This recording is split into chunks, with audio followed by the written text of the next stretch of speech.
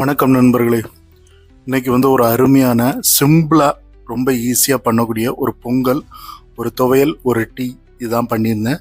இன்னைக்கு night dinner இதான் சாப்பிட்டேன். ஸோ இந்த பாருங்கள், அருமையான ஒரு சிறுபருப்பு போட்டு வச்ச ஒரு பொங்கல்.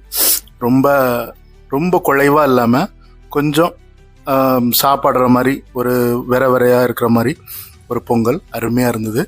ஸோ இந்த பொங்கலுக்கு ஒரு பெஸ்ட்டு காம்பினேஷனாக நான் துவையல், அந்த துவையல் கொத்தமல்லி துவையல், தேங்காய், கொத்தமல்லி விதை, மிளவத்தல், புளி இதெல்லாம் சேர்த்து பண்ண ஒரு துவையல், அருமையான ஒரு துவையல்.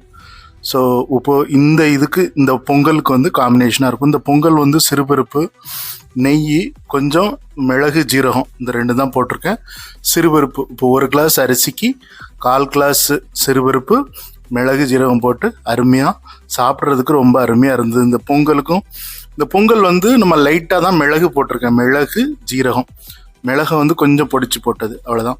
ஸோ மைல்டான ஒரு காரமும், இப்போ நான் அந்த காரத்துக்கு ஏற்ற மாதிரி ஒரு துவையல் வச்சுருந்தேன். ஸோ அருமையான கொத்தமல்லி துவையல். லாஸ்ட்டாக காபி டீ குடித்து அருமையாக முடிச்சுக்கிட்டேன். ஸோ இந்த நைட் டின்னர் ரொம்ப நல்லா இருந்தது. நன்றி. மீண்டும் அடுத்த